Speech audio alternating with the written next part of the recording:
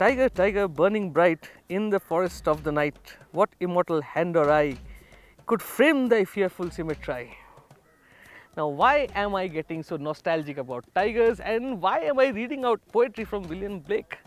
Well, it is the 50th year of Project Tiger, and as a part of the Great India Dive 2023, Hyundai has given us a challenge to create stories around the tiger. Now, what are we going to do? Well, right now we are heading to Bandipur. That's where one of the, the Project Tiger started, and from there we are going to leave you with a question. Now, what is that question? Was Jim Corbett a hunter? Was he? Think about it. Let's have a look at Bandipur and then we'll get to the main question.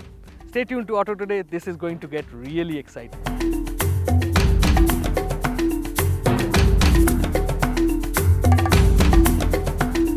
Journey starts in Bandipur, one of the biggest tiger projects in the country. And to get there, we've been driving a band of Exters to the forest. And on our way, it was quite pristine to see these forests and these beautiful fauna. And let me tell you that we spotted elephants, gore, and God knows how many animals en route. But now it's time to go from Bandipur to someplace else. But now it's time to meet someone who's been closely associated with this forest for a long time. And with me today it's really a privilege, Sarat Champati. He's a conservationist and he's going to tell us first about why is the tiger important. Wow.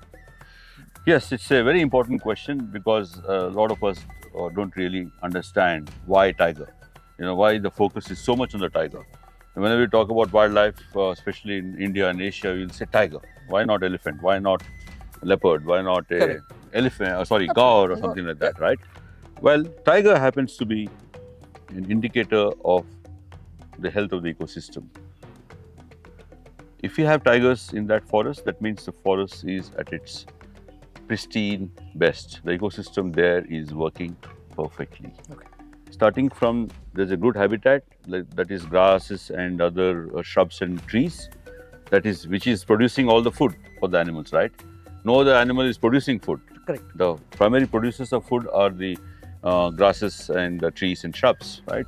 So that means the landscape is good there, the habitat is good, the grasses and trees are healthy, and there are enough herbivores which are feeding on them, and there are other seconding on the apex of that food web. Top of the food chain. Right?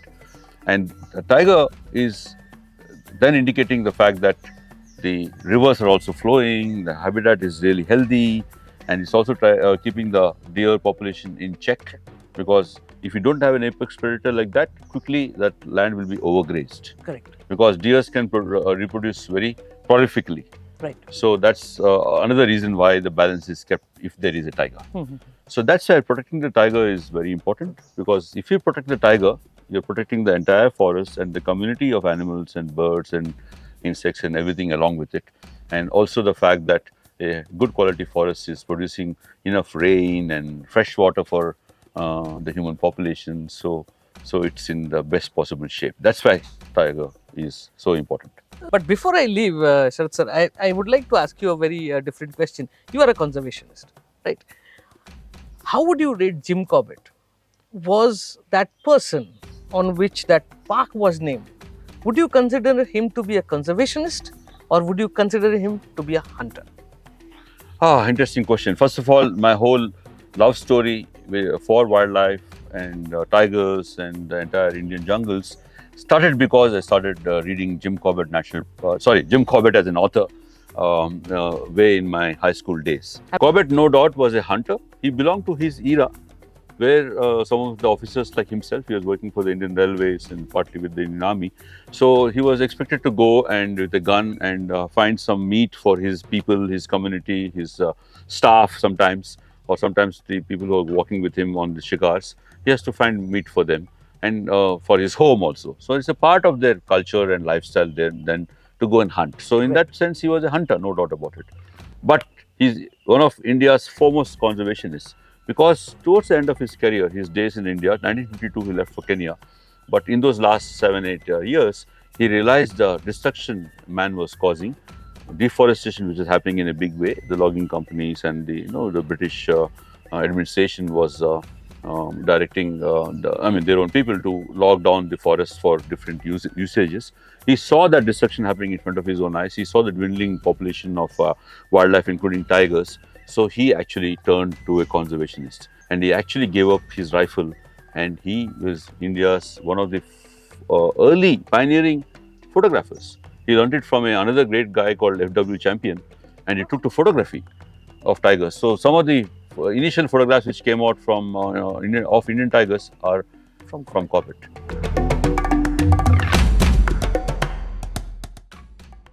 And thanks to the magic of television, welcome to Corbett National Park. Our first stop is a rather famous one, a souvenir shop right outside the periphery of the park. What is Jim Corbett National Park? Jim Corbett national park मेरे लिए क्या है sir, मैं जहाँ तक समझता हूँ ये रामनगर की लाइफलाइन है।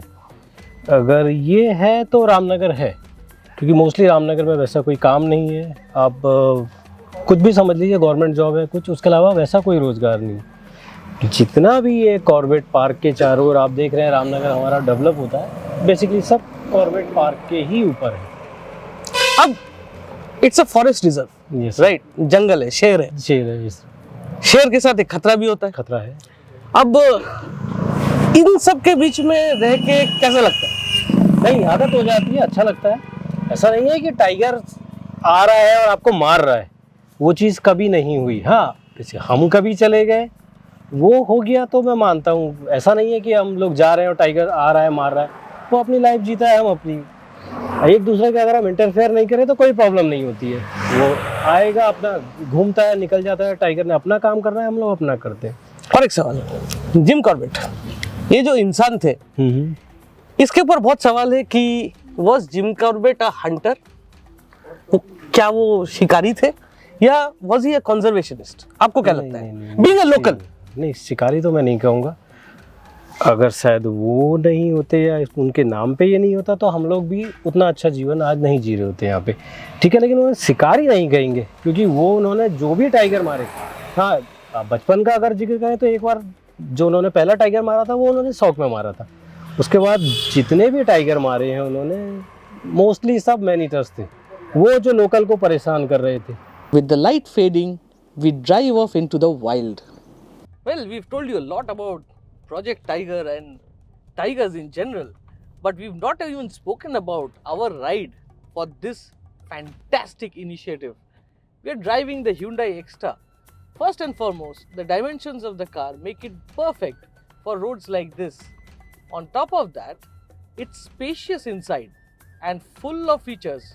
I can even enjoy the sunroof, which in this kind of a scenario and this kind of a weather makes for perfect sense. The other thing which I like about the Exter is the fact that it's got a very light steering wheel. Overall, this car is not just fantastic for these mountain roads, it's also perfect for the city.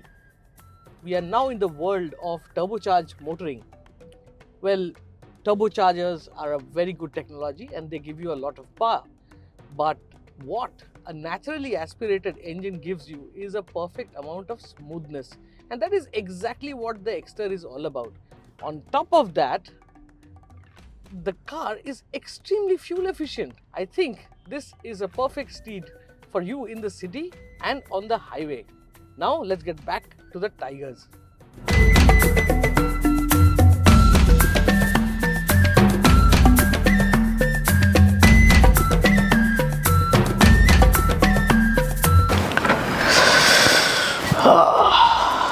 Cold winter morning, bright sunlight on the other side, peace and quiet everywhere. That's what we live for, isn't it? Well, ecological tourism is the way to go. And by that, I mean that places like these have to be built in a nice and organized manner. Didn't get my point? Let me explain. Didn't get my point? Well, by ecological tourism, I mean that all these places have to be built in a rather proper manner. Now, by proper manner, I mean you can't be making concrete jungles in a place like this. Look at this place, a beautiful river flowing, hills all around, green all around. But what if you make concrete jungles out here? I mean, that's not to be done. And to talk more about this whole phenomenon, we have with us someone who's built this place. Please meet Karan. He's an old friend of mine, and this is his beautiful property. Karan, thank you Hi. for spending the time. It's Thank a you. pleasure to be back. Same and here. Pleasure to meet you again. and again, starting with the thing that Project Tiger, it started here in Corbett. I've been in Corbett region for almost 20 years now, Right. and I've seen a drastic change as far as the population of tigers is concerned. And obviously, with the I would not say that Project Tiger is giving the kind of result it should give, because on one hand you are trying to protect the tiger, on the other hand the kind of development which is happening around the Corbett Tiger Reserve, the movement of these animals, and not only these, the other animals as well, is creating a lot of issues. Conservation of tigers is easier said than done. I mean, just by increasing the population is not conservation. Yeah, because I have seen a huge transformation of Corbett, over the past 20 years I've been coming here. And there's one thing which you mentioned yesterday, is that they've done the electric fencing all around. They are cutting down forests. If you look at the zone in front of the Dhikala entry point, they have cut down the forest across the road, which was like a corridor initially, not only for tigers, for elephants, for other animals, because on the other side is Kosi River. Correct. That is where they would go for the water and roam around, because there was no human habitat as there. Now, with the cutting of the forest and fencing, Electric fencing. which obviously it is going to restrict tigers, and tigers and other animals, and what will happen then? They'll start going into different zones. Correct. They are roaming around in villages now because there's no fencing there. So I don't think these kind of things should be allowed. Most of the resorts have become more like banquets. They are holding their destination wedding. There's so much of sound pollution. Although as per law, as far as I know, there's a law which says that you can't do any sound pollution at least 2 kilometers from the buffer zone, from the outer periphery of any wildlife reserve. Now, those kind of things are not being controlled at all. Now, the second question I'm asking everyone I'm meeting is a very different one. So we've read all about Jim Corbett and how he used to hunt and things like that. What in terms of what do you think Jim Corbett was? Was he a hunter? Was he a conservationist? What was the story behind Jim Corbett? See, Jim Corbett, I wouldn't call him a hunter, because he was not hunting for pleasure. Hunting is basically for pleasure. He was only killing those tigers which were man-eaters, or which had converted to man-eaters. Now, tiger as such becomes man-eater only primarily for two reasons. One, once it gets old. Secondly, it is hurt somewhere and can't run and kill. So that is where it starts getting into villages. First, it starts with livestock. And then when it starts killing livestock, obviously it moves on to humans. The moment there's a human blood which it tastes, that is where the man-eaters start happening. So I wouldn't call Jim Corbett a hunter in the real sense. And as per one of the books which he has written, there was a time when there was one tiger per 10 human beings. And Kala Dungi, where he used to stay, he says it was a very normal thing for tigers to roam around. And I think it's the man-eaters are becoming more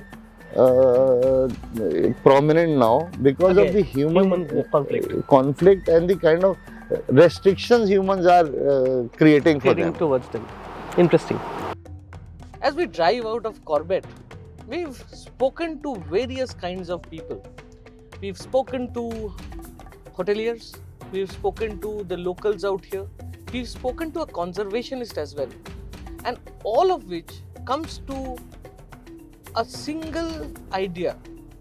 Project Tiger was something which was very important not just for this part of the world but also across the country. Tiger population increased, and because of that there was an economic boost in these areas. People got livelihood, and that is something which is phenomenal what the tiger has done.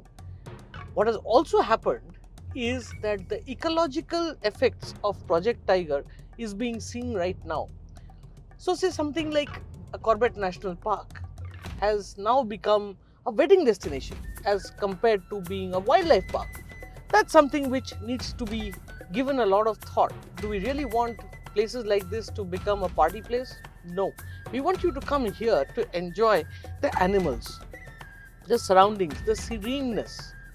And that's what is very, very important. So we have to understand this fact, and overall, I must say that Project Tiger is surely a big success in more ways than one.